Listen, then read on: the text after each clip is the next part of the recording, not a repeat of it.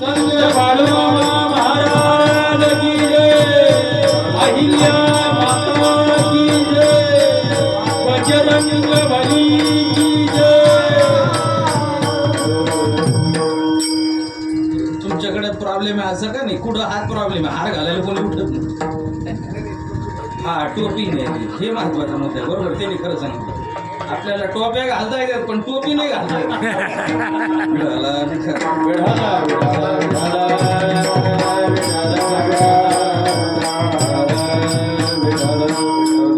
सेविका प्रारंभ करण्यापूर्वी ज्या निमित्ताने हा उत्सव या ठिकाणी संपन्न होतो ते असणारं नैमित्तिक अशा प्रकारचं कीर्तन आहे. ज्यांना जाऊन आज 3 वर्ष पूर्ण होतात. कैलासवासी विश्वनाथ नानाभाऊ घोरपडे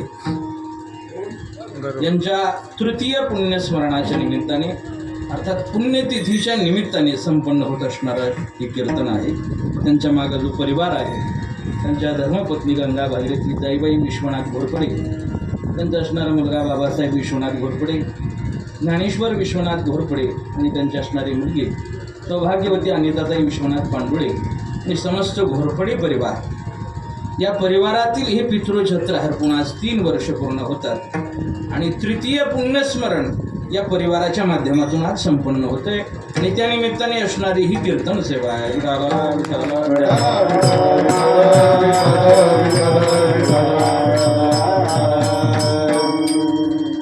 एकदा सर्वांनी या परिवाराकरता जोरदार टाळ्या वाजवा. आपल्या वडिलांच्या स्मृतीप्रित्यर्थ तृतीय पुण्यस्मरण साजरं करणं हे सध्या खूप कमी प्रमाणात पाहायला मिळतं बरं का माऊली. कारण की सध्या महाराज वर्ष श्राद्ध करण्याहून बांधले, मोठ्याने करायचं का लहानेने करायचं याच्यावरून वाद आहेत. ते वर्ष श्राद्ध तर आता पुढची विषय झाला महाराज. तेव्हा काही लोक तर महिने वळून घेतात, महिना सुद्धा घालायला लोकांना वेळ नाही. तर तिसरं पुण्यस्मरण करणं, ज्या अर्थी तिसरं पुण्यस्मरण होत आहे त्या अर्थी निश्चित काहीतरी पुण्य त्यांच्या जीवनात त्यांनी संपादन केलं.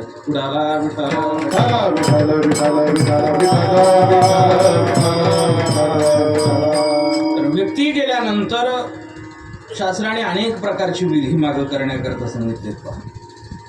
तसं दशक्रिया विधी ते वर्षश्राद्धापर्यंत वेगवेगळ्या प्रकारची विधी आहेत. जसं की 13वा विधी असतो पहा. दशक्रिया विधी झालं का लगेच काय 13वा. पण 13वा हा विधी कोणाचा करतात? तेव्हा 13वा कोणाचा करतात? ज्याचा 10वा झाला त्याला. वारे वारे टाळ्या वाजवायचं. माझा जिवंत माणसाचा थोडा 13वा करायचा. 13वा विधी ज्याचा 10वा झाला त्याचाच करतात. पण ज्याचा 10वा झाला म्हणजे प्रत्येकाचा नाही करत.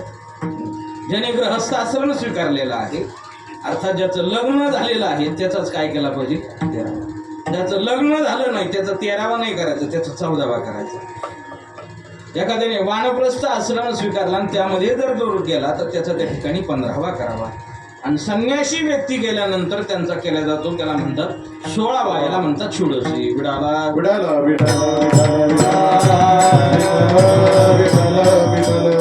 तो गेल्यानंतर तो ज्या तिथीला गेला त्या प्रत्येक तिथीला मासिक श्राद्ध असतं. त्याला आपण ग्रामीण भाषेत महिना जोग म्हणतो. आणि असे 12 महिने पूर्ण झाल्यानंतर वर्ष श्राद्ध असतं. आणि त्यानंतर आजची जी तिथी येते त्या तिथीला पुण्यतिथी म्हणायचं.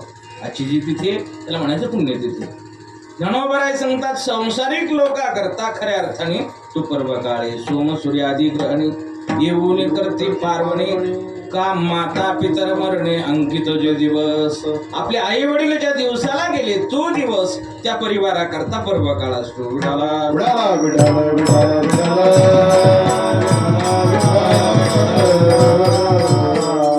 महाराज खऱ्या अर्थाने या घोरपडे परिवाराकरता आजचा जो दिवस आहे त्यांच्याकरता पर्व काळ आहे. आज कोणती तिथी आहे? आज कोणती तिथी? 11 द्या मग सांगतो. विठाला विठाला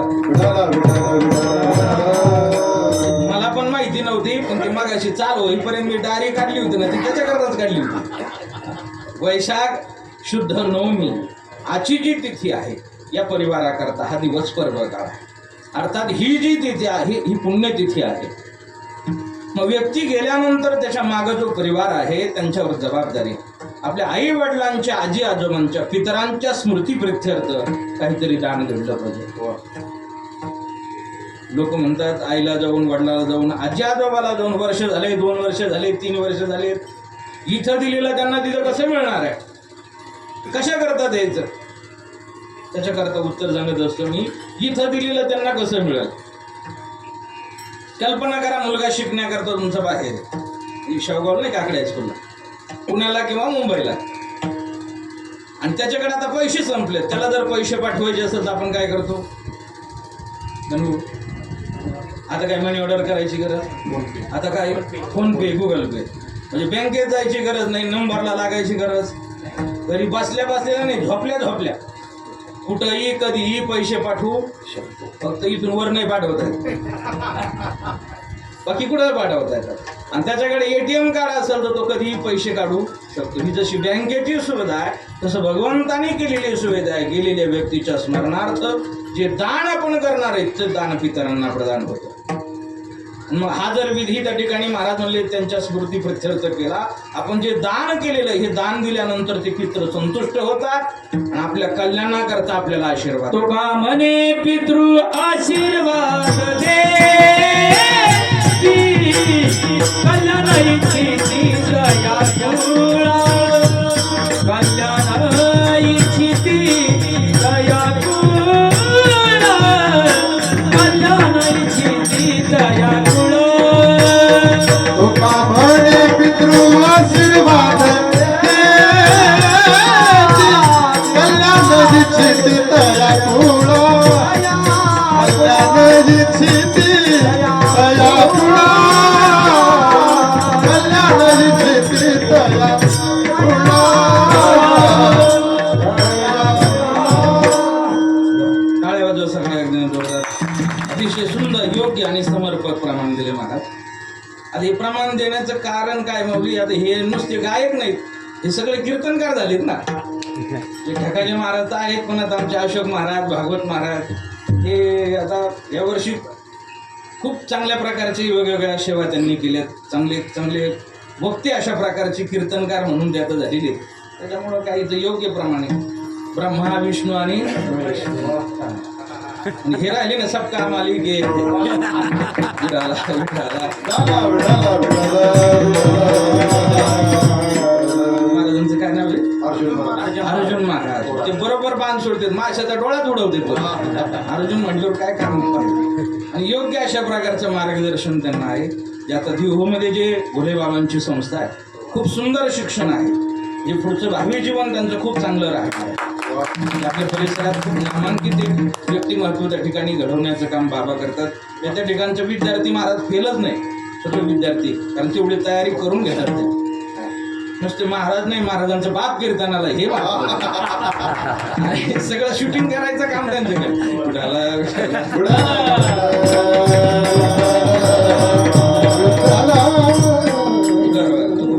तुका म्हणे आशीर्वाद देती कल्याण इच्छिते तया कुळा. आपल्या कुळाचं कल्याण व्हावं असं वाटत असं त्या व्यक्तीच्या स्मरणार्थ ते दान देणं गरजेचं आहे. आता काय माहिती का, एखाद्याने खूप मोठ्या प्रमाणात केलं म्हणजे आपणच तसं करायचं असं, जशी आपली परिस्थिती आहे कुवत आहे त्या पद्धतीने ते दान करा. पूर्वीच्या काळात असं होतं बघा, घरातील एखादा व्यक्ती गेला तर त्या व्यक्तीच्या स्मरणार्थ ब्राह्मणाला गायी दान दिल्या जायच्या. 11 गायी, 21 गायी, 51 गायी. आकडा जास्त झाला सर, हा जास्त झाला. पण मी आताच्या काळात नाही म्हणलो ना, आता काय म्हणलो मी, पूर्वीच्या काळात माणसं 11-21 गाया का देत होते, कारण गायाची संख्या त्या पटीत होती. म्हणजे माणसाची श्रीमंती ही पूर्वीच्या काळात बंगल्यावर नव्हती. पूर्वीच्या काळात माणसाची श्रीमंती ही गाड्यावर नव्हती, तर पूर्वीच्या काळात माणसाची श्रीमंती ही गायेवर होती. बा ज्याच्या घरी जेवढ्या गायी असतो तो तेवढा श्रीमंत असायचा.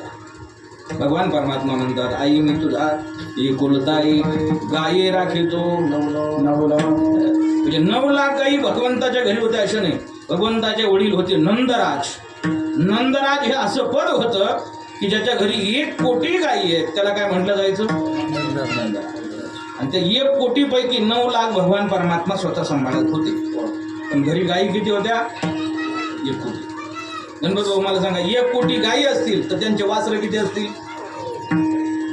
लाखात असतील का नाही? कोटी गाई म्हणल्यावर लाखात वासरं तरी असतील का नाही? आता मला सांगा, त्याच्यातून 11 आणि 21 दिल्या म्हणजे काय झालं? काहीच नाही ना.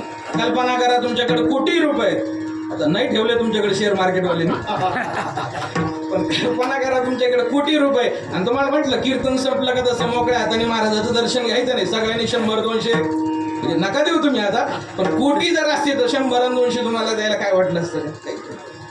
तसं महाराज म्हणले, गेलेल्या व्यक्तीच्या स्मरणार्थ काहीतरी दान देवा असं शास्त्र सांगते. विठाला विठाला विठ्ठल विठ्ठल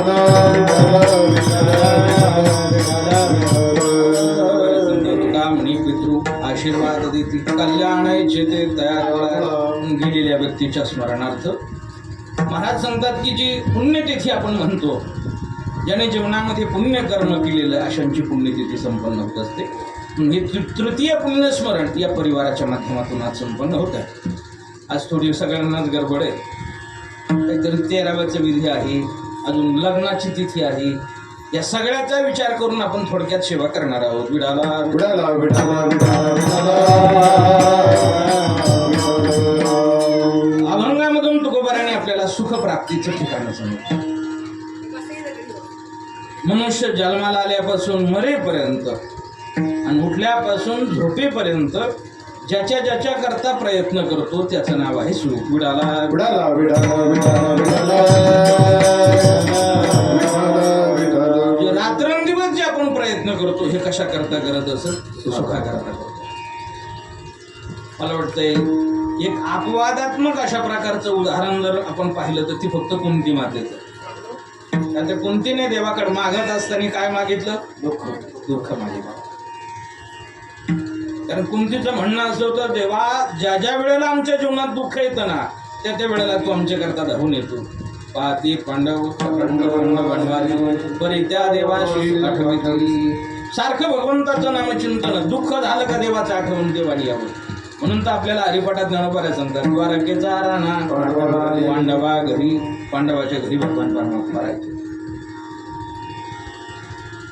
दुःख आलं की देव येणार म्हणून देवा कुंती मातेने देवाकडे दुःख मागितलं. मला मी काय सांगितलं, एवढा अपवाद चढला तर प्रत्येक जण देवाकडे काय मागतो? लहान मुलगा जरी असला तरी पाय पडताना काय म्हणतो? देव बाप्पा मला सुखाचं ठेव. अपेक्षा सुखाची आहे, मात्र मिळतं आपल्या जीवनामध्ये आपल्याला दुःख. याचं कारण हा मृत्यू लोकाचा विचार करत असताना महाराज सांगतात, ज्ञानोबा सांगतात, मृत्यू लोकी सुखाची कहाणी ऐकी जैल कवणाची श्रवणी कैशी सुखनिद्रान धोरणी इंगळाच्या. सर्व सुखाची आशा जन्म गेला. जन एक मुक्ती यज्ञ नाही केला. हिंडता दिशातीन पावला. माया वेस्तीला जीव माझा माझे स्वहित नेनती कोणी. माझे स्वहित नेनती कोणी.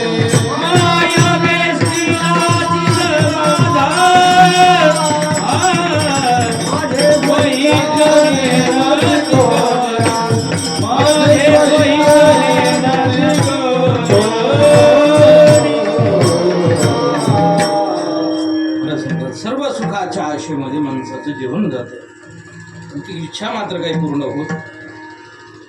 मी ही पुढे जाऊन सांगत असतो, जीवन जगत असताना इच्छा पूर्ण होत नाही, त्यात विशेष काहीच नाही. मेल्यावर सुद्धा पूर्ण होत. दहाव्याला कावळा शिवत नाही याचं कारण काय? लोक म्हणतात ना, कशात तरी जीव उसात, कापसात, कांद्यात. येणारा आटला तर बाटलीत होतो तू. काही ठिकाणी बाटली ठेवावं लागते त्याशिवाय कावळाची होती. एका ठिकाणी आम्ही कीर्तनाला गेलो, 9:30, 10:30, 11:30 कीर्तन काही संपणार. कारण कीर्तन कशाचं होतं? पुण्यस्मरणाचं नाही, दाखवायचं. मधलं कीर्तन हे कीर्तनकाराच्या मनावर आणि 10व्याचं कीर्तन कावळ्याच्या मनावर. कधी कधी हा भंगाला स्पर्श व्हायच्या अगोदरच का स्पर्श होतो. आणि कधी कधी महाराज कावळा शिवत नाही. 2-2.5 तास झाले, माझ्या तोंडाला फेस आला बोलून. कावळा काही शिवणं टाळ तरी व्हायचं. ते बाबा उरका लवकर, लग्नाला जायचे. म्हणजे मला पण लग्नाला जायचं, पण कावळा शिवत्या ना. गावातील एक जुना टाळकर होता ठकाजी महाराजसारखा तुम्ही बाबा कावळा शिवून बरं का. कावळा शिवण्याकरता तुम्हाला एक काम करावं लागेल. आता कीर्तन चालू आहे काय काम करू. वेगळं काही काम नाही, कीर्तनातलंच काम आहे. म्हणलं काय काहीच करू नका, उभे येत ना डोळे झाका आणि मनातली मनात म्हणा बाबा तुझ्या कीर्तनात 1 रुपया नको. कार्यक्रम मात्र आज विचित्र आळंदीला नाही, पंढरपूरला नाही, सप्त्याला वर्गणी नाही, रुपये खर्चच केला नाही. ती मी मेल्यावर 5-10 हजार पोराकून महाराज घेऊन जाईल म्हणून कावळा शिवाय. म्हणलं जाऊ दे आपले बुडा नका बाबा, प्रयोग करायला काय हरकत आहे का. मी आपले डोळे झाकले, मी म्हणलं बाबा तुझ्या कीर्तनात मला 1 रुपया नको. मला डोळे उडूच नव्हतं, कावळा शिवला दिली. कशा जीव गुतून काही समजत नाही मला. जन्म घेणे लागे वाचण्याच्या संगे त्याची झाले अंगे. जे जीवनामध्ये जी इच्छा आहे सर्व सुखाची इच्छा ती प्राप्त होत. अपेक्षा सुखाकरता प्रत्येकाचे ज्ञानोबा सांगतात मृत्यू लोकी सुखाची कहाणी ऐकी जयला कवनाची श्रवणी कैशी सुखनिद्रान करुणी इंगळाच्या. मृत्यू लोकात सुखाची कहाणी ऐकायला मिळणं अवघड. दुःख बांधवडी आई हा संसार सुखाचा विचार नाही कोठी. संसार दुःख मोळा संसार दुःख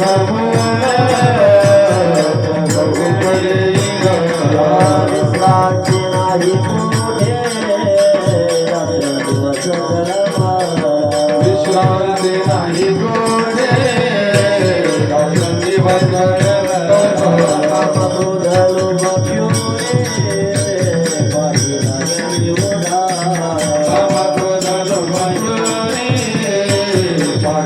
लागले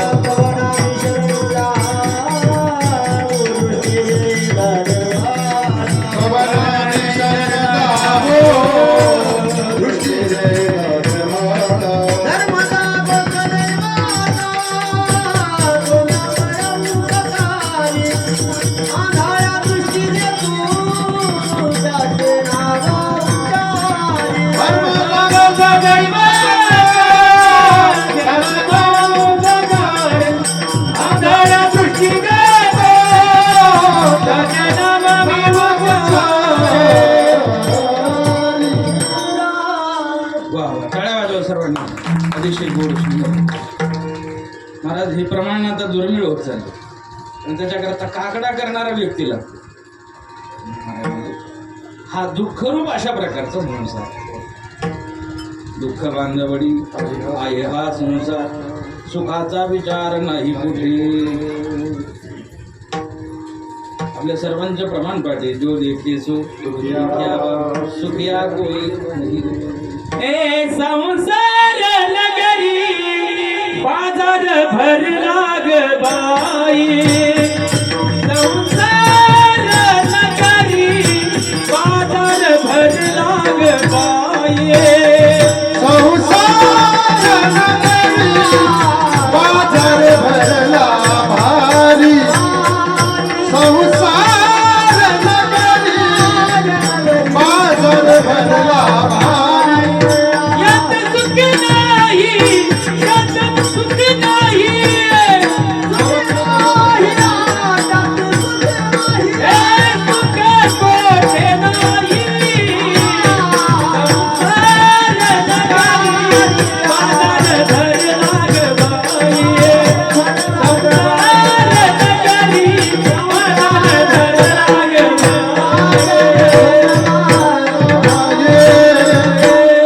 वा, जोरदार टाळ्या वाजवा. सुंदर.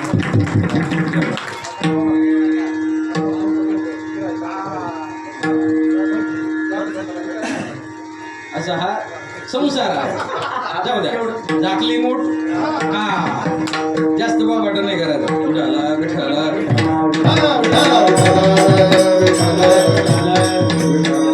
पंढरीचं असं शाळेत तुम्ही बोलवता ना आम्हाला वेगवेगळ्या शाळेत जावं लागतं. आणि शाळेत व्याख्यान देत असताना हा विषय चालू होता. या संसारामध्ये मृत्यू लोकात प्रत्येक जण दुःखी. जो देखे सो दुखिया बाबा. हा दुःखाचा विचार सांगत होतो मी. एक पोरगं लय हुशार होतो.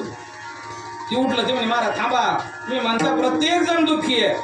म्हणलं मग तुम्हाला एक जण आहे ना सुखी. म्हणलं कोण? तुम्हाला निर्लज्जम साधा सुखी. म्हणलं, एवढं आहे का सुखी? अहो काय तर याच्या पुढचे म्हणतो महाराज सध्याच्या काळात तोच सुखी आहे. म्हणलं कोण? तुम्हाला ज्याची बायको मुखी ना तोच सगळ्यात सुखी. म्हणलं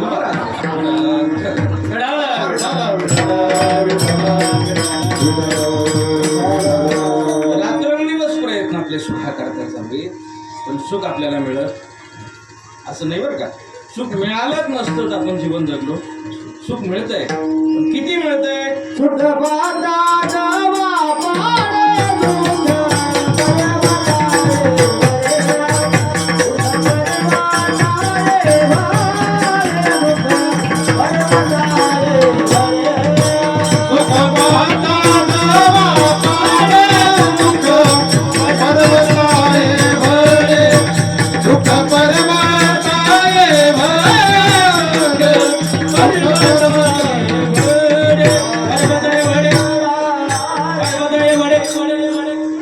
लय मोठे पर्वत एवढे पर्वत एवढे दुःख तेवढं मोठं आहे ना पर्वत आहे. सुख किती आहे? आता त्याच्याही आणखीन जर सूक्ष्म विचार करायचा ठरला, ज्ञानोबा सांगतात हे मिळणारं जे छोटस जवाप्रमाणे सुख आहे हे सुद्धा कशाप्रमाणे विषयाचे समसूत आभराचे सावले जायला. तसं आता कालपासून काय व्हायला लागलं? घ्यायला लागलं. आता 2 दिवसात पाऊस येणार आहे. पंजाबराव ढग बोले ढग आले.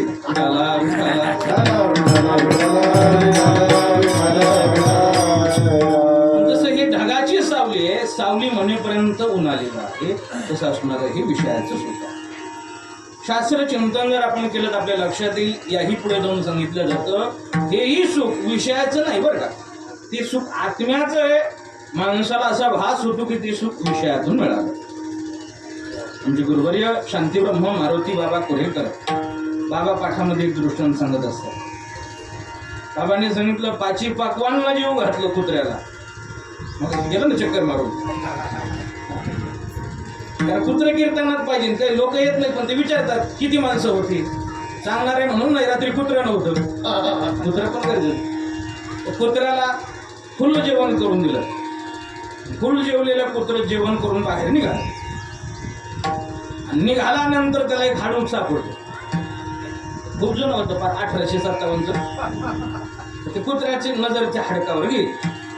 मला सांगा ओरिजिनल जर कुत्रा असेल तर ते हाडूक सोडेल का? ते बिस्किट खाणारे टॉमीचा काही भरोसा नाही बरं का.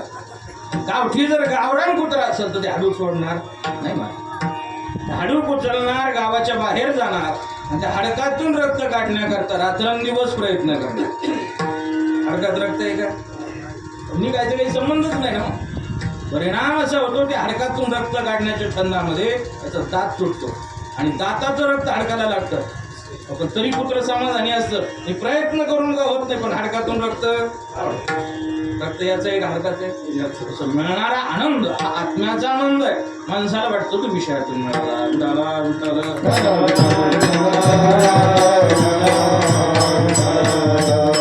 जीवनामध्ये सुख प्राप्ती होती, पण सर्व सुख आपल्या जीवनामध्ये मिळत नाही. हे सर्व सुख मिळतच नाही का असंच नाही.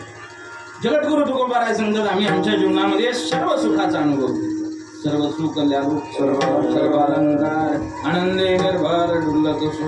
महाराज म्हणतात आनंदाची डोही आनंद तरंग आनंदाची अंग आनंदाची नाथ. महाराज सांगतात अवघी चित्रैलोक्य आनंदाचे चरणे जगन्नाथा चित्त केले. महाराज सांगतात आम्ही आमच्या जीवनामध्ये आनंदाचा सुखाचा अनुभव घेतला. का घेतला तर तुकोबाराय सांगतात आम्ही जीवनामध्ये व्यवहार करत असताना व्यवहारात सुखाचा केला म्हणून लाभही सुखाचा झाला. आनंद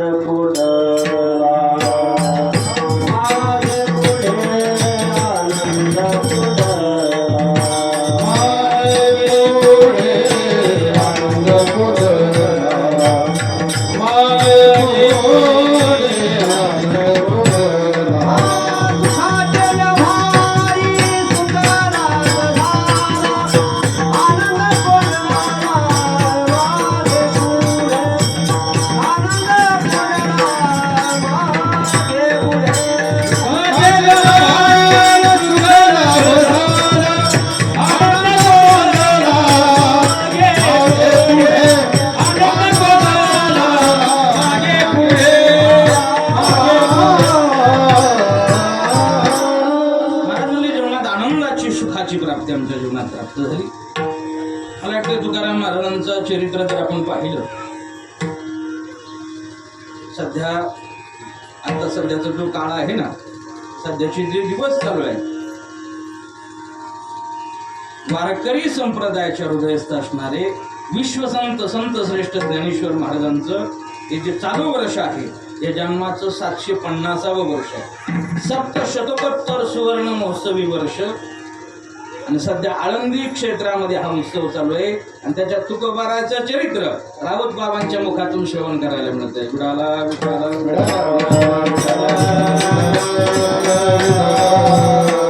त्याच्यानं वेळ असेल ना, इतर गोष्टीत वेळ घालवण्यापेक्षा खूप अमृत योग आहे.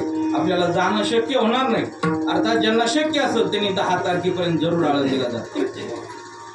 तर खूप मोठी योग पर्वणी आहे महाराज. ज्यांना शक्य होईल जाऊन या. तेव्हा आपले वायुनंदन मंडपवाल्यांचं मंडप आहे, मला वाटतं 1.5 कोटीचं काहीतरी मंडपचं बजेट आहे. एवढा मोठा उत्सव आणि चालू आहे आणि खूप ऐकणाऱ्याकरता सुवर्ण संधी आहे. आणि ज्यांना शक्य होणार नाही त्यांनी कमीत कमी युट्यूबवर लाभ घ्या आणि सर्व 2 टाइमचे कीर्तन, प्रवचन आणि चरित्र ऐका.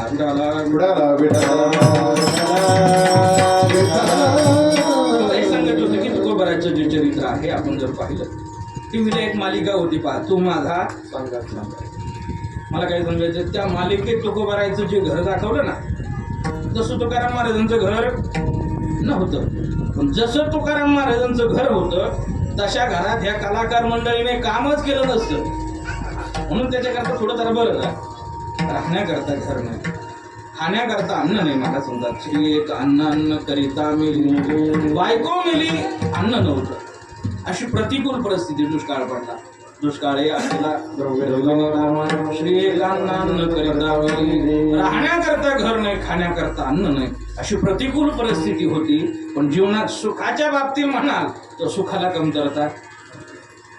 आणि मला असं वाटतं तुकाराम महाराजांपेक्षा आपली सगळ्यांची घरं चांगली आहेत का नाही.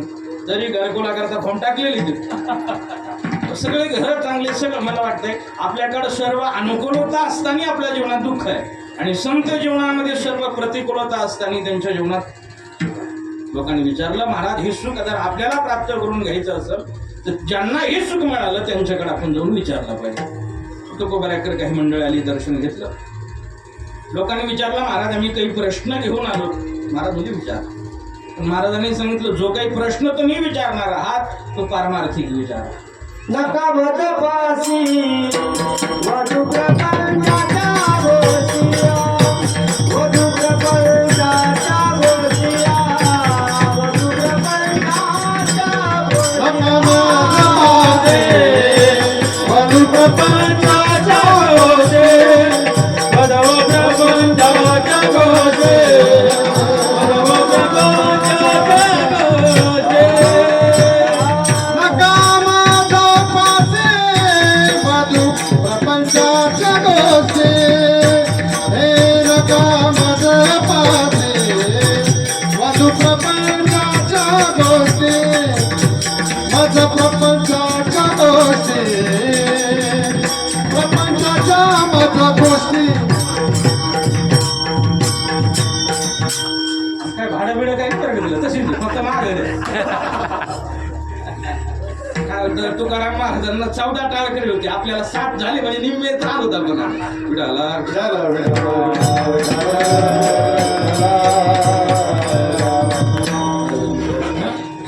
नियम केला होता की प्रापंचिक प्रश्न विचारू नका. जाळवणे संसार बैसलो अंगणी, संसाराच्या नावे घालून या शून्य वाढाला पुण्य धर्म केला. प्रापंचिक प्रश्न विचारू नका. कारण लोकांना सवय असे, लोक आळंदीला जाऊ द्या, पंढरपूरला जाऊ द्या, दिंडीत असू द्या, चर्चा मात्र. आज आमच्यासोबत 400-500 माणसं असं सोहळ्यात. काही माणसं मी असे पाहिले की काही दररोज ठेपायला पोहोचले का पहिला फोन लावणार. एक दिवस सुद्धा खाडा नाही. नित्य नियमन आम्ही 24 तासात घरात काय बोलतो तरी काही पोहोचले का पहिलं फोन लावणार. हॅलो कसं काय चाललंय, त्याच्यामध्ये तुम्ही गेल्यापासून परत चाललंय. विचारणारा प्रश्न व्यवस्थित असेल तर त्याचं उत्तर देता येतं. एका गुरुजीने पोरांना प्रश्न केला, इथून पुणे 200 किलोमीटर होता, माझं वय किती.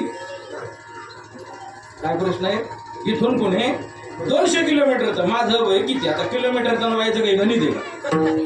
विचारला प्रश्न त्याला पोराने बोटवर दिलं सांगू गुरुजी गुरुजी म्हणले सांग पोरग म्हणलं 42 आणि बरोबर गुरुजी 42 वर्षात भरलं ना गुरुजीचं पेक झालं तुम्ही नाही उत्तर बरोबर आलं पण पद्धत कोणती आहे पोराने सांगितलं गुरुजी त्याची पद्धत अशी आहे माझ्यापेक्षा एक मोठा भाऊ आहे ते 21 वर्षाचा आणि तो हाफ मॅड आहे आणि तुम्ही फुल मॅड म्हणून 21 मध्ये लय बोलतो तू नक्की जन्म काळीचा बोलतो कोणत्या दिवशी जन्माला आला पोरग म्हणलं शुक्रवारी पण पोरगा असं बिलिंदर होतं ती म्हणजे गुरुजी मी शुक्रवारी जन्माला आलो पण तुम्ही कोणत्या दिवशी जन्माला आले गुरुजी म्हणजे अरे मी रविवारी जन्माला आलो त्यामुळे खोटं बोलता गुरुजी रविवारी जन्माला आलो रविवारी सुट्टी नसते शाळेला शाळेच्या सुट्टीत आणि गुरुजीचं काही संबंध नाही कोण काय प्रश्न विचारले काही सांगताय व्यवहारात लोक म्हणतात ना शहराला सवाशे बरं का माऊली एक जण जोडीदार भेटला मग आळंदीला चाललो होतो एसटी ने शेवगाव पुणे गाडी होती शेवगावात बसल्यावर आता 4-5 तास लागतात गणपती लोक ते म्हणजे महाराज एवढ्या वेळ जायचं आपण काय करू कोडे खेळू चांगली गोष्ट वेळ जाईना काहीतरी मी त्याला सल्ला काय सांगितलं मी तुला प्रश्न विचारतो तुला जर उत्तर नाही आलं तर तुम्हाला 100 द्यायचे तू मला प्रश्न विचार मला उत्तर नाही आलं तर मी तुला 100 बरोबर होतं का नाही मला महाराज तसं नाही जमायचं म्हणलं का बरं ते महाराज तुमची माझी कसं काय बरोबरी व्हायची तुम्ही 12 गावचं तुम्ही फिरणारे माणसं आहे तुमचं आपल्या तुमची माझी कसं काय बरोबरी मग त्यांनी सांगितलं बघा महाराज तुम्हाला जर उत्तर नाही आलं तर तुम्हाला 100 द्यावं लागतील हे मला मान्य तुम्हाला महाराज मला जर उत्तर नाही आलं तर मी काय 100 देणार 50 नाही 5च म्हणलं तू मी म्हणलं जाऊ दे 5 का वाहिन्यात देतो म्हणलं माझ्या डोक्यात एकच होतं मला विचारून कोणता प्रश्न विचारील याने कोणताही प्रश्न विचारला तर आपल्याला उत्तर येईल असं मला वाटत होतं येईल म्हणलं उत्तर आपले 100 जायचे पण याला प्रश्न विचारून 5-5 करून 5-50 तरी जमा असं माझ्या डोक्यात होतं पण ते सगळं उलट झालं तुम्हाला पहिला प्रश्न मी विचारणार विचार भागवत महाराज असा प्रश्न विचारला त्यांनी तर मला असा एक पक्षी महाराज चालताना 2 पायाचा आहे उडताना 4 पायाचा आहे आकाशात गेलो 6 पायाचा आता पुढे पक्षी विचारला महाराज त्यांनी प्रश्न मी लागलो डोकं खाजायला अर्ध टक्कर त्या दिवशी पडलो काय पक्षी उत्तर यायचं संबंध नाही गाडी थांबली ती करंजीला चहा प्यायला आता चहा मारल्याशिवाय काय डोकं फ्रेश व्हायचं चहा प्यायला गेलो तर चहा सुद्धा गोड लागेल मला त्या दिवशी घेण्याची 100 जायचे नगर शिरूर शिक्रापूर आलं तरी काय उत्तर टीव्हीला एक प्रोग्राम असतो स्वतःला जर उत्तर येत नसेल तर त्याने त्याच्या मित्राला फोन करून त्याला म्हणतात हेल्पलाईन त्याला म्हणलं ही सुविधा आहे का आपल्याकडे त्याला माहिती होतं असा पक्षीच नाही याने कोणाला फोन लावला तर उत्तर लावा कोणाला फोन लावायचे ते सगळ्या जोडीदाराला फोन लावले अगोदर महाराजाला आहे की नाही पण नाही उत्तर सांगितलं पक्षीच नाही तर काय उत्तर सांगते सगळ्या जोडीदाराला फोन लावले तेव्हा असं नव्हतं 299 रिचार्ज करा किती बोला जेवढं बोलतो तेवढं ते 100 वाजवण्याच्या नादामध्ये फोनमध्ये 300 घातली तोपर्यंत गाडी पुण्यात घुसली या रोडकडे म्हणलं आता घोटाळा झाला त्याला म्हणले बघ मला उत्तर येत नाही महाराज नाही येत असं आवड वाटून घेण्यासारखं काय नाही येत ना हारलं म्हणून का बोल का म्हणलं हारलं बा पण त्याला काढा 100 ते कीर्तनाच्या वेगळं हे 100 काढा पाहिजे आपलं काय ठरलं आपलं खिशात हात घातले 100 काढून त्याला बरं का मावली त्याला 100 देत असताना मला अजिबात दुःख झालं नाही याचं कारण नाही का मला आजच्या दिवस आपले 100 जाणार आहे पण याच्याकडून उत्तर माहिती करून घ्यायचं आणि दररोज दुसऱ्याला गंडा घालायचा माणसं काय कमी भेटते का आपल्याला लोकांतच भेटत 100 जाते पण हे 100 किती तरी आपल्याला भेटतं कोणाला गेलं हाच प्रश्न विचारून म्हणलं त्याला म्हणलं हे बघ हे 100 धर एक काम कर म्हणलं लवकर मला उत्तर अरे तू मला भारी वारला तुम्ही महाराज मला उत्तर येत नाही घ्या ना 5 रुपये म्हणजे 95 घेऊन गेला घेण्यात देण्याची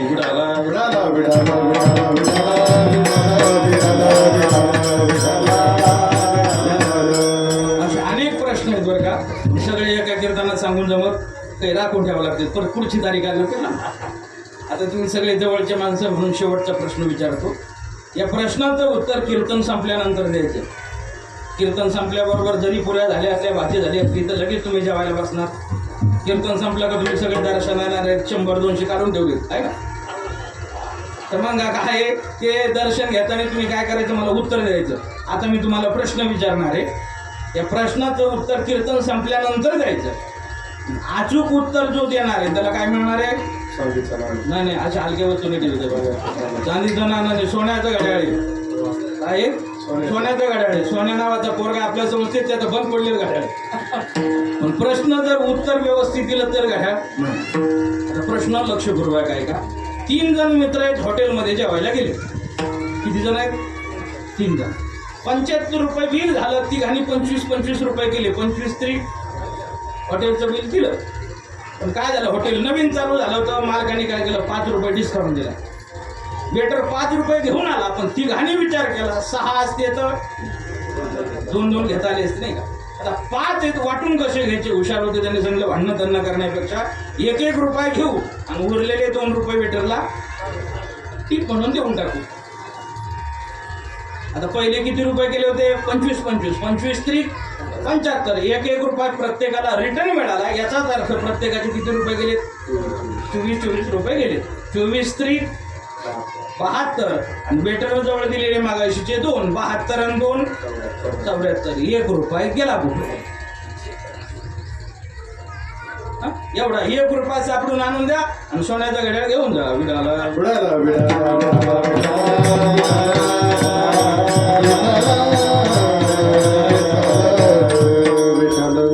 तुम्हाला सगळ्याला प्रश्न पडला असेल आज किती घड्याळ भेटतील ते आपल्या गावात. महाराजांची गाडी बारकी चालली, किती घड्याळ बसतील त्याच्यात? आज महाराज लोकांनी घड्याळ वाटले असते तर गाड्या घेतले असते का? जमिनी काढावं लागले असते. तसं हा एक सापडणं वगैरे तसं महाराज म्हणजे तोही एक सापडणं. जीवन जगत असताना सर्व अनुकूलता असताना आपल्या जीवनात दुःख, संत जीवनामध्ये सर्व प्रतिकूलता असताना त्यांच्या जीवनात सुखाची प्राप्ती. लोक म्हणले महाराज आम्हाला जर सुख प्राप्त करून घ्यायचं असेल आम्हाला काय करावं लागल? महाराज म्हणले एकच करा, एक देव आपला सगळा.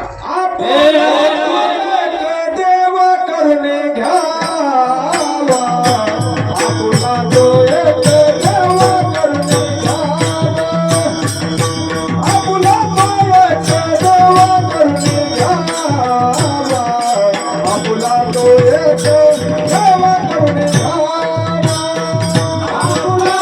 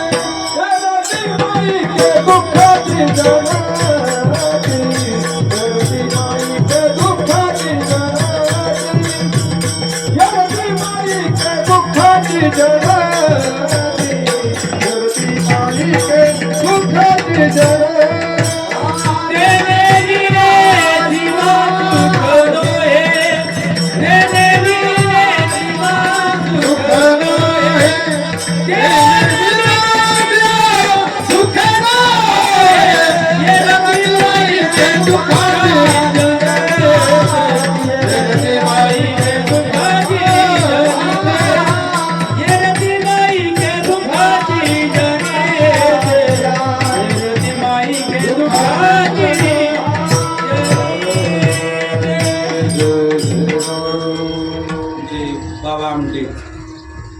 आता हे नाव खूप महाराष्ट्रावर गाजलेलं आहे महाराज. भारतामध्ये, महाराष्ट्रात नाही तर भारतात सगळीकडे. यांचंही काम खूप चांगलं आहे. त्यांचं एक प्रतिष्ठान आहे ना, प्रतिष्ठानच्या माध्यमातून समाजसेवेचं खूप मोठं काम त्या परिसरामध्ये त्यांचं असतं. म्हणून तो गोबराय संत जीवनात सुख जर प्राप्त करून घ्यायचं असेल त्याकरता एक करा, एक देव आपला सगळा. त्यांचा टाळ्या वाजवा त्यांच्याकरता. खूप चांगला योग आहे की पोरगा वाजवण्याकरता बाप म्हणण्याकरता. नाही तर बाप भजनाचा असला तर पोरगा धाब्यावर असतो. म्हणजे दोन्ही एका क्षेत्रात असणं हे फार दुर्मिळ आहे.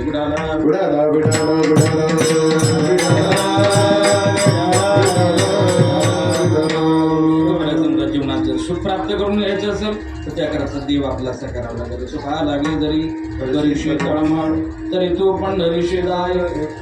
तिथं गेल्यानंतर मग तू अवघाची सुख रोषी जन्मोजन्मीची दुःख विसरची. संसार आलिया सुखाही आठवावे पाय विठोबाचे. महाराज प्रश्न करतात सुखरूपायचा तुझा कोण सांगा माझ्या पांडुरंगा सारे ठाकू सर्व सुखाचे आगर वगैरे वगैरे 17 प्रमाणे असे असं सर्व सुखाचं ठिकाण भगवान परमात्मा आहे. म्हणून महाराज म्हणले जर जीवनात सुखच प्राप्त करून घ्यायचं असं त्याकरता देव आपला करा. लोक म्हटले महाराज आम्हाला देव लागत आम्हाला फक्त काय पाहिजे. महाराजांनी काय केलं देवाला घेतलं प्रत्येकाच्या गावोगाव गेले प्रत्येकाच्या घरोघर आणि दारोदार गेले आणि लोकांना आग्रह करत होते तुम्ही काय करा देव घ्या देव घ्या कोणी देव घ्या कोणी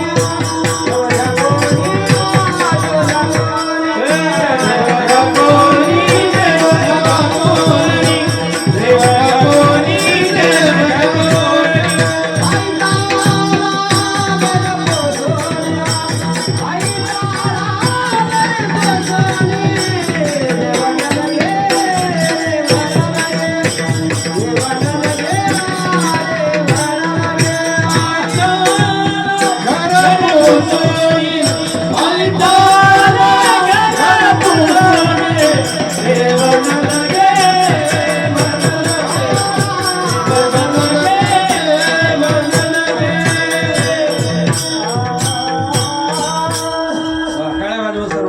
अतिशय योग्य समर्पक प्रमाण आणि त्या प्रमाणाला चालही त्याच पद्धतीने कारण देव घ्यायचं आहे ना विकण्याकरता तो कोबर आहे देवाला घेऊन गेले तिथं भंगारवाला आला तरी तो जोरात ओरडतो भंगारवाला दुसऱ्या गल्लीला आवाज जातो देव विकायचा म्हणल्यावर हाडूच बोलून समजतो तुम्ही सांगितलं ना देव नको म्हणून ते सांगितलं घ्या विठाला विठाला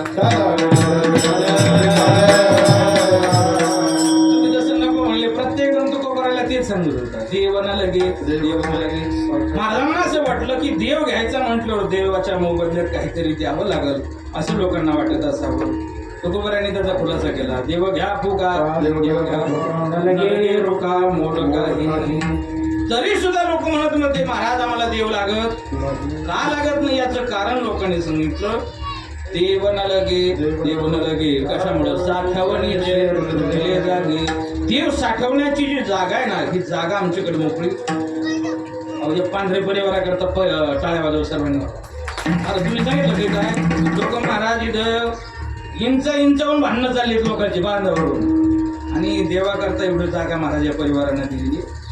आता मला काय सांगायचं देव राहतो हा कुठं राहतो देवळा देव कुठं राहतो देवघरात आता देव हा कुठं राहतो तर आपल्या अंतःकरणात देव हे देव हे देव हे देव हे देव हे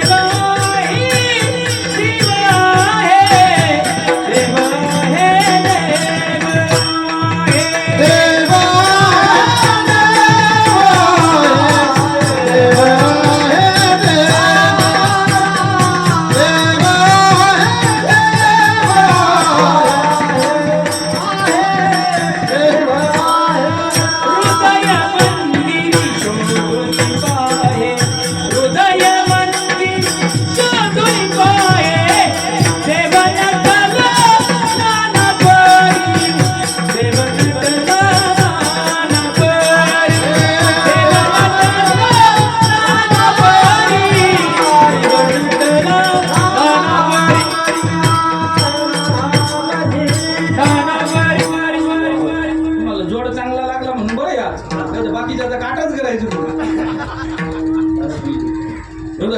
भगवान परमात्मा आहे तो देव शोधण्याकरता सापडण्याकरता कुठं जायची गरज नाही.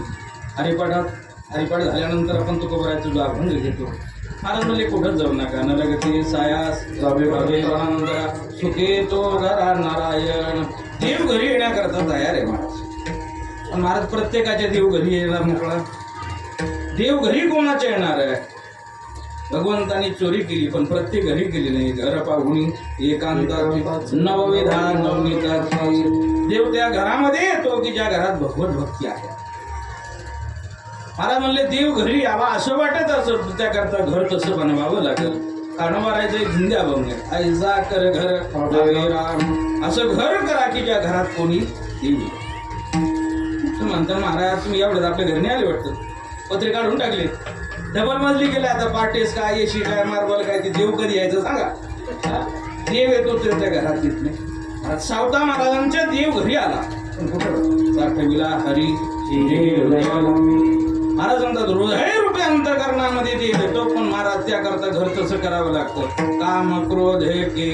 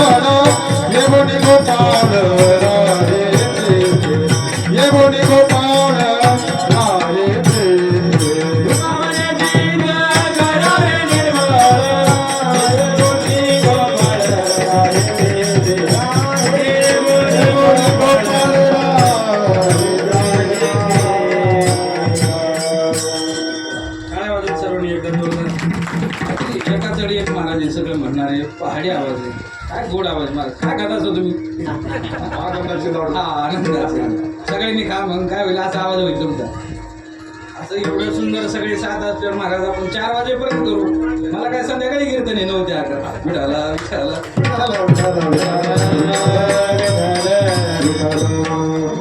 म्हणजे खऱ्या अर्थाने देव घरी यावं असं वाटत असेल काम क्रोध हे केले रीती तुका म्हणे चित्त करारे निर्मळ येऊन गोपाळ हे देव येतो असतो महाराज देव आल्यानंतर सावता महाराजांच्या अंतकरणात भगवान परमात्माला त्याचा परिणाम असा त्यांची सरली रधार सफल व्यापार त्यांचं जीवन सफल झालं महाराज म्हणजे जीवनाची सफलता जर कशामध्ये असेल तर भगवत दर्शनामध्ये तुकोबाला समजा तुका म्हणे जन्म आल्याचे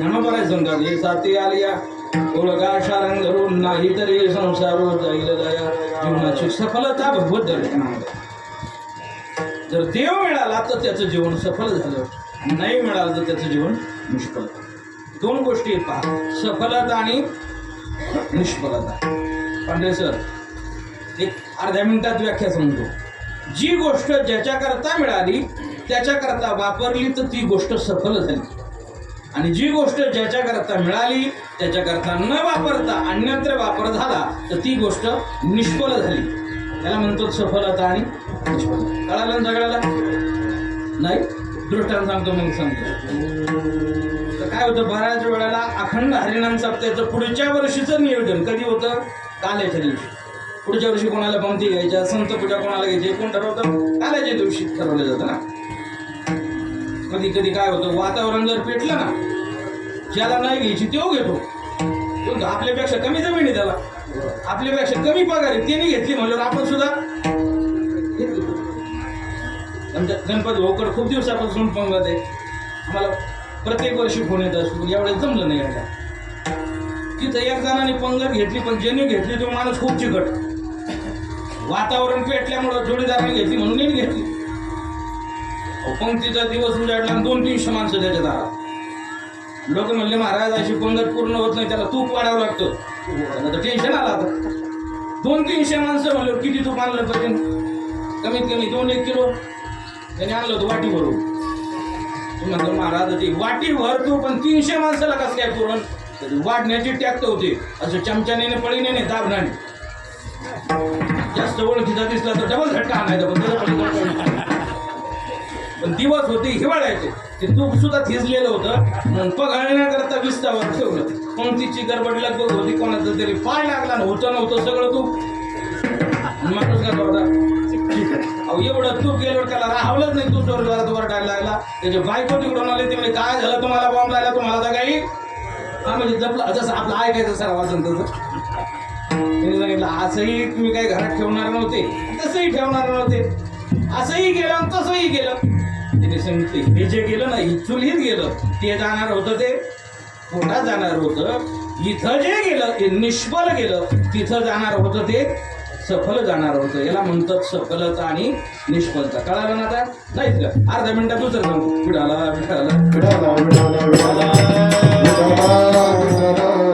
मग अशी जी पंगत सोडून द्या, आता दुसरी पंगत आहे. पंगत मारोड्याची आहे. कोणाची मावरी? मारोड्याची. मारोड्याचं म्हणजे घनचोखो का पंगत होती डाळ वाट्याची. कशाची? डाळ वाट्या. आता मारोड्याच्या डाळ वाट्या वेगळ्या, वारकऱ्याच्या. पहिली गोष्ट आपल्या वर्णातच फरक आहे.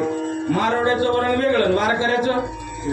आपल्या वारकऱ्याचं वरण असं आहे, पहिल्याच्या पत्राळीत वाढलं, तिसऱ्याच्या पत्राळीत निघत होतं. तुका म्हणे भगवंता नाही डाळ पिचा पाणीदार वरण.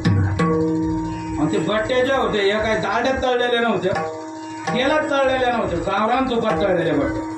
आणि परत वरून घेण्याकरता गावरान तूप. इतके वारकरी जेवले, इतके जेवले महाराज, फुल टचून तर भागवत महाराज. इथं बोट लावायचं, निधं लावायची, अशी निवारा जागा वर्षासारखी जर नाही समजायचं टचून वारकरी जेवले. पण जेवल्याबरोबर एकाला अर्जंट कॉल आला. आता बिचारा सज्जन होता म्हणून तांब्या सापडीत होता. आता एवढ्या गडबडीत त्याला तांब्या सापडून होईल. दुसऱ्या पंक्तीला वाढण्याकरता एका तांब्यात तूप काढून ठेवलं होतं, तेव्हा तांब्या दिसतो घेतला गेला घेऊन. पुढं काय केलं ते कीर्तनात नाही सांगत. याला म्हणतात सफलता आणि निष्फलता.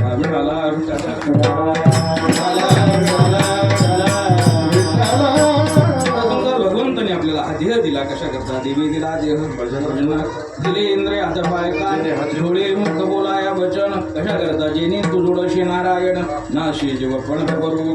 भगवंताला प्राप्त करून घेण्याकरता हा देह आपल्याला मिळाला. महाराज म्हणतात ज्यांनी देवाला प्राप्त करून घेतलं त्यांच्या जीवनात सुखाची प्राप्ती झाली. महाराज म्हणले सुख जर प्राप्त करून घ्यायचं असेल तर देव आपलासा करा.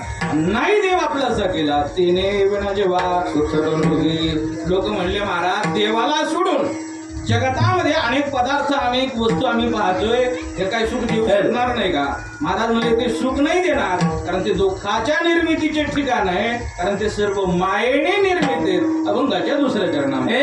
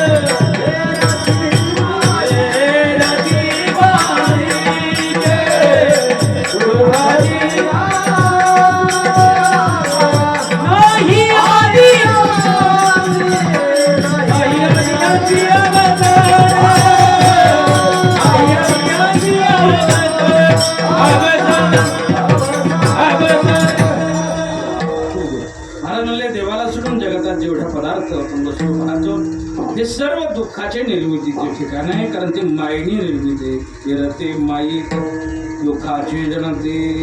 याला सुद्धा काय म्हणतात माई. एकदा माईकवाल्या करता टाळ्या वाजवा सर्वांनी. खूप गोड अशा प्रकारची साऊंड सिस्टीम आहे.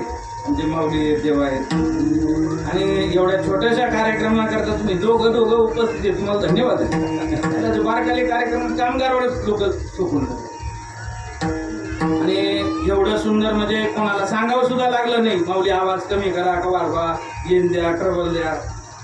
नाही तर मग काय होतं, रात्री महाराजांनी सांगितलं, युट्यूबवर मी कीर्तन ऐकलं आळंदीचं, बोधे महाराजांचं कीर्तन होतं. पण महाराज ते सिस्टीमवाल्याला एवढ्या कलाकार येडवणी करतात, आपली इथले सोडून टाका बाहेरचे.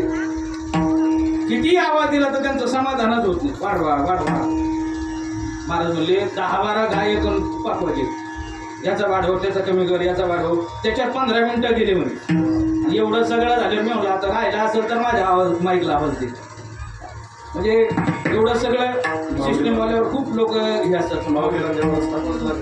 सर्वांनी टाळ्या वाजवा. खूप सुंदर. माईक याला कशाला म्हणायचं, सगळ्यात सोपी व्याख्या सांगायची म्हटली, जे खरं दाखवतं आणि खोटं दाखवतं त्याला काय म्हणायचं, माईक. जे लिंबाखाली मंडळी काही बसले तिथपर्यंत आवाज गेला असं का माझा, हे कशामुळं शक्य झालं, माईक. आता मायेने जे निर्मित आहे त्यांना काय म्हणा, माईक. आता माया म्हणजे काय, माया जी नाही पण दिसते तिला काय म्हणायचं, माया. वेदांतामध्ये जेवढे ग्रंथ आहेत ते सर्व या मायेचे भोवती करतात. माया कशी आहे, सत आहे का असत आहे, माया कशी आहे. माया जर सत म्हटली तर दिसते का, नाही. माया जर असत म्हटली तर हे जगत निर्माण जे झालं हे कोणामुळे झालं, रज्जू सर्पाकार वाशिले हे जगत जे वास्तव दिसतं हे कशामुळं, माया. माया विघ्ने भ्रमला करे, माया विघ्ने भ्रमला करे, अनकामी माझे निघाले, अनकामी माझे संपातीचे वारे, संपातीचे सासोकारे झालिलो, धनदारा पुत्र झाला, धनदारा पुत्र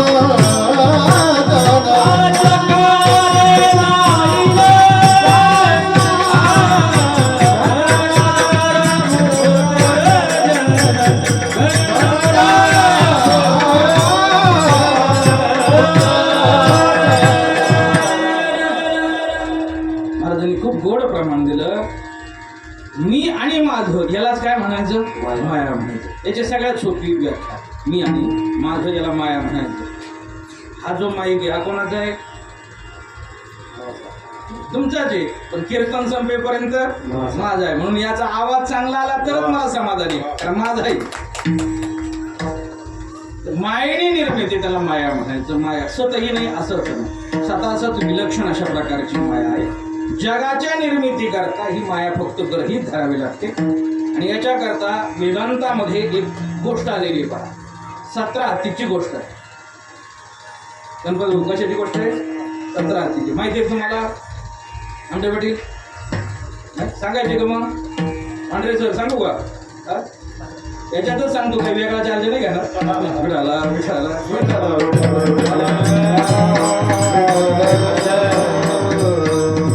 पण आता लक्षपूर्वक आहे का बरं का, ही जी गोष्ट आहे ही अशी एक होता राजा आणि एक होती राणी असं नाही बरं का. ही वेदांतातली गोष्ट आहे. अर्थात जे पाठ चालतात वेदांतातले त्याच्यामध्ये सांगितले जाते. कीर्तनात सांगायची गोष्ट आता तुम्ही सांगा म्हटले म्हणून सांगतो. थोडं लक्षपूर्वक ऐकलं तर तुमच्या लक्षात येईल. म्हणजे तुम्ही बोलत चला, मी जे बोलत आपण बोलू दोघं सगळे मिळून, म्हणून तो गोष्ट तुमच्या लक्षात येईल. एक खूप श्रीमंत व्यक्ती होता, गडगंज श्रीमंत संपत्ती त्याच्याकडे होती. झाली काय पुढची आली म्हणलं संपवणार आहे, तर एवढी गोष्ट सांगून संपत होता. आणि त्याच्याकडे 17 हत्ती होते. तुम्ही बोला मग तुम्हाला कळलं. हत्ती किती होते, 17. आणि मुलं किती होते विसरले तुम्ही आता. तुम्ही विसरता येत आमचं भांडवल आहे. विठाला मुलं किती होते 3 आणि हत्ती किती होते 17. त्या ज्या गावा आल्या जन्म मृत्यूच्या नाम नोंदणे माऊली संत त्या ठिकाणी आल्यानंतर आपल्या जीवनात अनेक प्रकारचे सोहळे, काही सोहळे हे सुखाचे तर काही सोहळे हे आपल्या हातात आहेत तर काही सोहळे नियतीच्या हातात. महाराजांनी ज्याच्या जीवनात जन्माचा सोहळा झाला, त्याच्या जीवनात मृत्यूचा सोहळा निश्चित. तो व्यक्ती गेला, त्याचा काही दशक्रिया विधी वगैरे सर्व पार पडला. 13वा झाला, 13वा आहे ना, तिथला 13वा उरकला. दुसऱ्या दिवशी गंगा पूजन झालं आणि सगळे पोरं एकत्रित झाले. कशा करता सप्ताह करायला. कशाला एकत्र आले तुमच्या लक्षात आलं? वाटण्या करण्याकरता. त्याची काय गडगंज श्रीमंती होती, सगळी संपत्ती वाटून घेतली, त्याच्याशी आपल्याला काही घेतलं नाही. हत्ती वाटण्याकरता चालू केली. हत्ती किती आहेत? हा बोला तुम्ही पण कळलं. मुलं किती होते? हत्ती वाटायला चालू केले, पण काही केले हत्तीची वाटणी होत नव्हती. कशामुळे होत नव्हती? 6 जर द्यायला गेलं तर काय व्हायचं? एक कमी पडत होतं का नाही? एक कमी घ्यायला तिघापैकी एकही तयार नाही. तुम्हाला ती काय शेल्डून कळतो आहे का? 6 हत्ती किती? 17. एक जास्त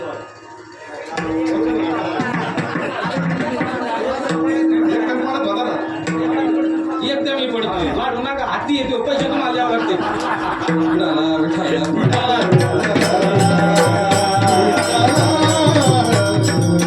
वाढायचं असलं तर किती वाढवा, पण पैसे तुम्हाला द्यावं लागते. पहा ते कमी पडत होता, कमी घ्यायला तिघापैकी एक तयार नव्हता. बरं 5 द्यायला गेले तर मग काय व्हायचं? मग 2 राहत होते, एक नाही. मग किती? 2 राहत. ते म्हणजे 2 कोणाला द्यायचा? महाराजाला द्यायचा का? महाराजाला प्यायला पाणी नाही, काय लाती नेतात ते म्हणजे कोणाला द्यायचं नाही. आणि कमी घेऊन घ्यायला तयार. खूप वेळ झाला, काही केल्या वाटण्या होत. जुना व्यक्ती होता गावातला, तो तुमचे वडील विचारी होते असा करून ते जाणार. त्यांनी काहीतरी या वाटणीच्या बाबतीत कुठेतरी लिहिलेलं असून तुम्ही त्यांचे ग्रंथ पहा. वडिलाचे ग्रंथ काढले आणि योगायोगाने त्या ग्रंथामध्ये एक कागद सापडला. आता लक्षपूर्वक आहे का?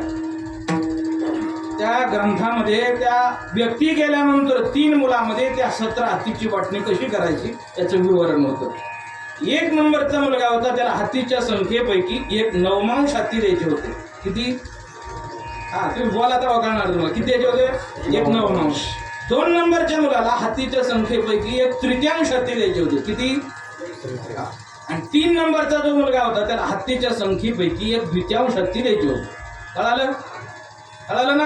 आता मला सांगा, हत्ती सगळ्यात जास्त कोणाच्या वाट्याला होते? कोणाच्या? मोकळ्या मनाने बोला ना, पुढं काय दंडबिंड नाही घरी? कोणाच्या? हा कोण म्हणलं तिथे? बरोबर, उत्तर देत बरोबर आहे. सगळ्यात जास्त कोणाच्या वाट्याला होते? 1 द्वितीयांश म्हणजे किती सर? 1/2 म्हणजे किती? अर्धे. हा निम्मे. निम्मे कोणाच्या वाट्याला होते? 3 नंबरच्याला. उरलेल्या निम्म्यामध्ये वरचे 2. का कोणाच ठेव? पण मोठ्यापेक्षा लहान्यात जास्त म्हातारा म्हातारी होती. कोणत्या गावात या तुम्ही 90% म्हातारा म्हातारी लहान्यातच सापडणार.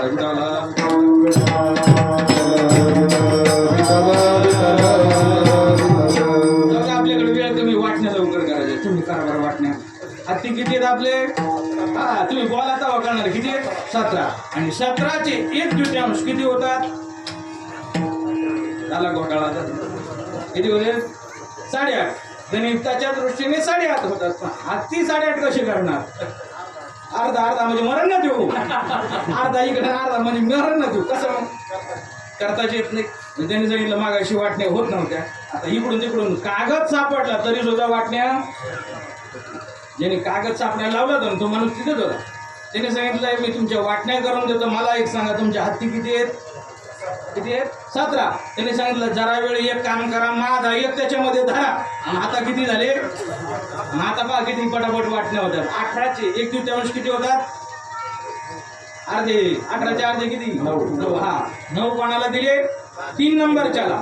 18चे 1 तृतीयांश किती होतात? 6. 6 उतरी 18. 6 कोणाला दिले? 2 नंबरच्याला. 9 6 किती झाले? 9 6 15 किती झाले 15 आणि 18चे 1 9 अंश होतात 2 कोणाला दिले मोठ्याला दिले 15 आणि 2 किती झाले 17 अति होते किती 17 आणि वाटले किती 17च त्याने सांगितलं माझा जो मागाशी धरला होता ना नीट घरी जायचं आणि बांधून यायचं विठाला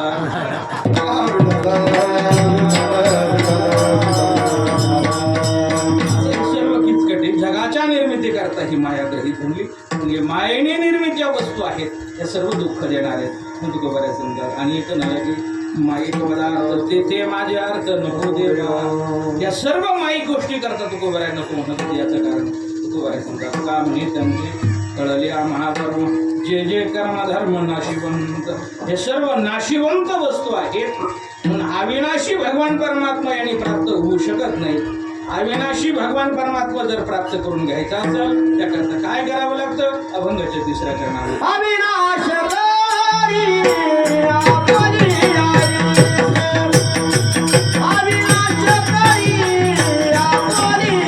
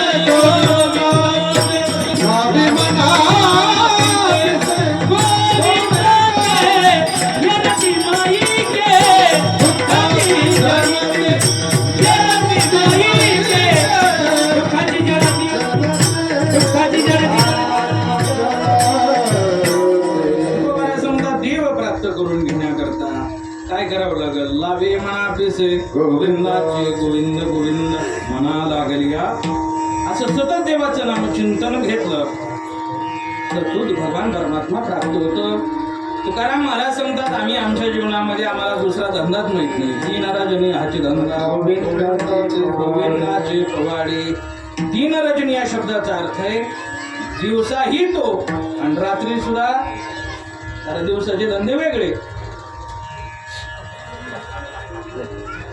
म्हणले आम्हाला दुसरा धंदाच माहित नाही अनेक काही धंदा नित्य राहत असे गोविंदा नाथ महाराज म्हणतात आसनी शयनी सदा हरीचे चिंतन आसनी म्हणजे बसल्यानंतर आणि शयनी म्हणजे झोपल्यानंतर आणि याच्यानंतर एक अवस्था त्याला म्हणतात सुषुप्ती म्हणजे स्वप्न पांडुरंग आणि पांडुरंग जागृती स्वप्नी पांडुरंग स्वप्नामध्ये सुद्धा देव कोणाच्या संत महात्म्यांच्या आपल्या स्वप्नात देव येत नाही आपल्या स्वप्नात भूत येते पहिलं स्वप्नात पंढरी दिसत येईल तुमचं जो मला एक स्वप्न पडलं होतं दिवाळीच्या टायमाला आमदारकीचे इलेक्शन चालू होतं मोनिकाताई प्रताप काका शेखर भाऊ हे वातावरण पेटलं महाराज आम्ही खाली कार्यक्रमाला निघालो आणि पंकजाताईची सभा चालू होती मग इथं जेवण असून माणसं येत नाहीत कीर्तनाला सभेला गर्दी कशामुळे काय फॉर्म्युला यांच्याकडे पाहू तरी आम्ही गाडी साईडला लावून सभेत घुसलो म्हणजे सभेत घुसल्यामुळे हे गेलं डोक्यातून आणि त्यांच्याच डोक्यात घुसलं येऊन येणार कोण येऊन झालो मी रात्री झोपी झालो ना आमदार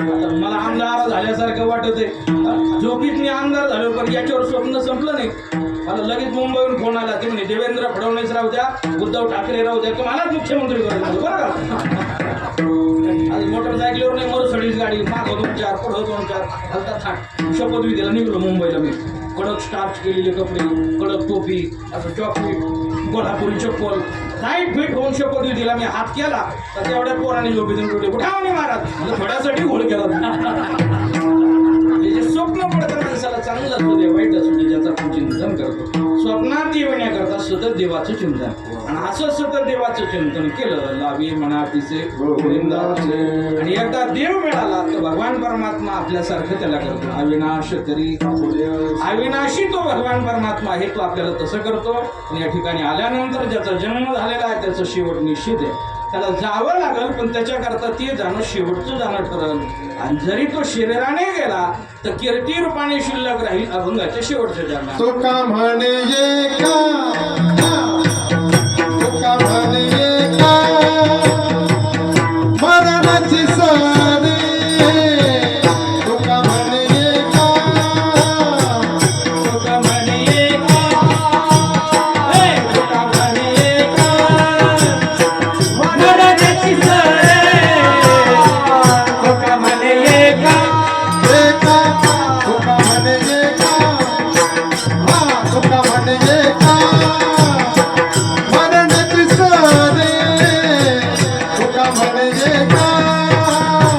धोका म्हणे एका धोका म्हणे एका वादळाची सरे धोका म्हणे एका उत्तमाची ओढे कीर्ती मागे उत्तमाची ओढे कीर्ती मागे कीर्ती माईके कीर्ती माईके दुःखाची जगाची कीर्ती माईके उत्तमाची उरे कीर्ती मागे उत्तमाची उरे कीर्ती मागे कीर्ती माईके कीर्ती माईके दुःखाची जनिते कीर्ती माईके नाही आदी अंती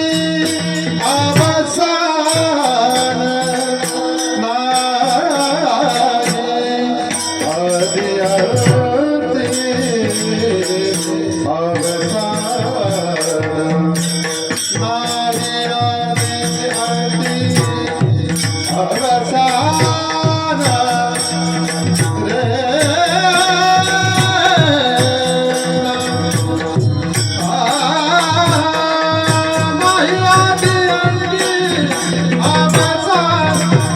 आदी अंती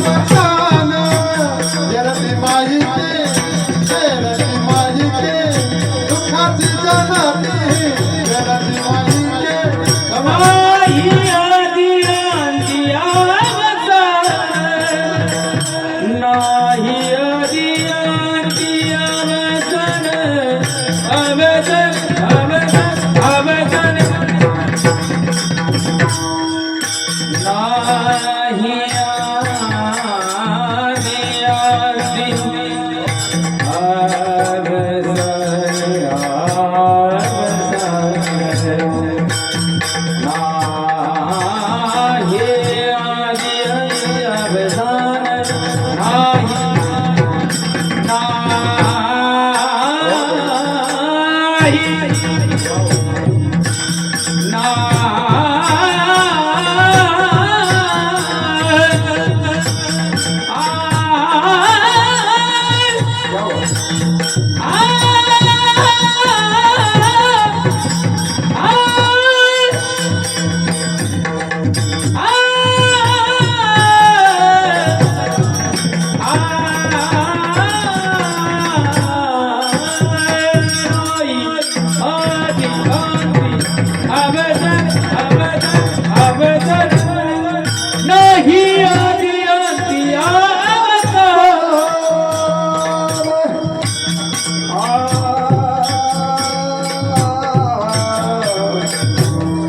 अंती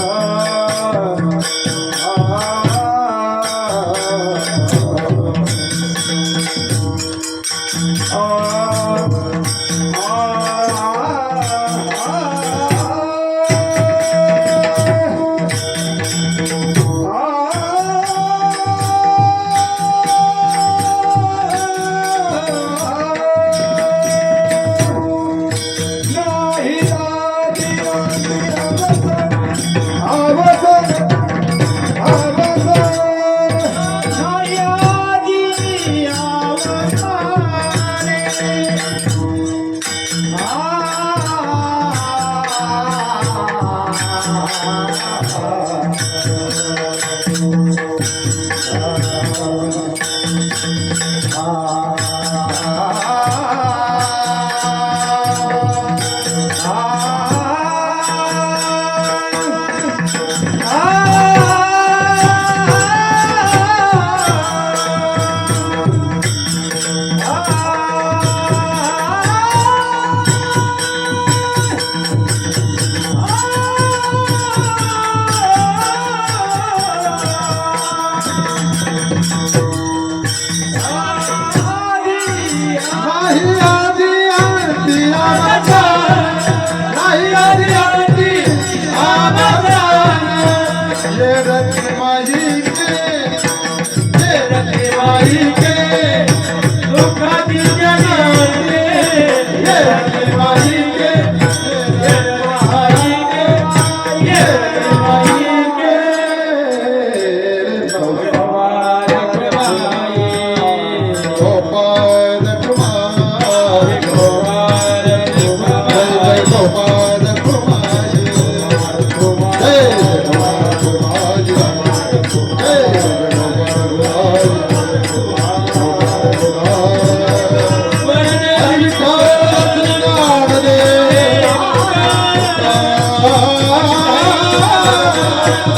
पांडुरंगदास भगवान गजरंग बली संत बाळूमामा अहिल्या माता की जय